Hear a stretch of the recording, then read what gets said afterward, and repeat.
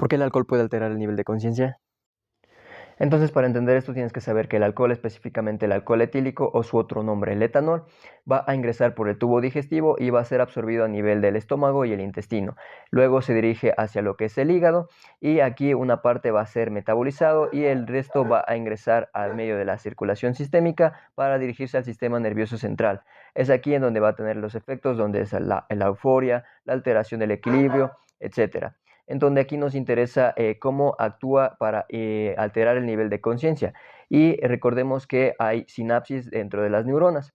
Entonces aquí el etanol se va a unir a los receptores GABA-A, que va a estimular la producción de GABA o la liberación de GABA, que esta a su vez lo que va a hacer es que va a aumentar la entrada de cloro y el cloro recordemos que es negativo y por ende va a hiperpolarizar a la neurona y de esta manera va a deprimir el sistema nervioso central.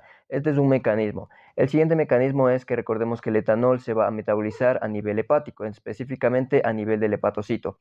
¿Qué sucede? Que el etanol, gracias al alcohol deshidrogenasa, va a transformarse al acetaldehído y luego por la acetaldehído deshidrogenasa va a transformarse a acetato y en este proceso va a liberar NADH.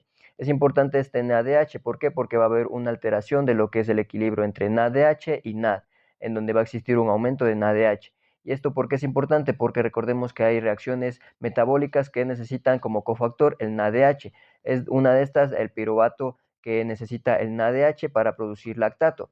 ¿Qué sucede? Que al existir más NADH, el piruvato se transforma en lactato y va a haber un aumento de lactato. Este aumento de lactato, ¿qué sucede? Que va a producir acidosis láctica.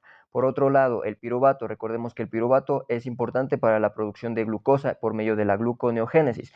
¿Y qué sucede? Que el piruvato al transformarse a lactato, la gluconeogénesis se inhibe, es decir, la transformación de glucosa a partir de compuestos que no son carbohidratos va a disminuir y por ende va a haber hipoglicemia.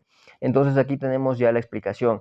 Tenemos mediante tres mecanismos, que es uno por medio del aumento del GABA que va a deprimir el sistema nervioso central, otro por la hipoglicemia que es debido a la disminución del piruvato y otro debido a la acidosis láctica que es el piruvato que pasa al lactato y esto produce acidosis láctica. Y de esta manera todo esto contribuye a que la persona tenga una alteración del nivel de conciencia y todo esto depende de factores como cuáles, como si la persona haya tenido ingesta de alimentos, por ejemplo en la hipoglicemia y también todo depende de la cantidad de alcohol ingerido.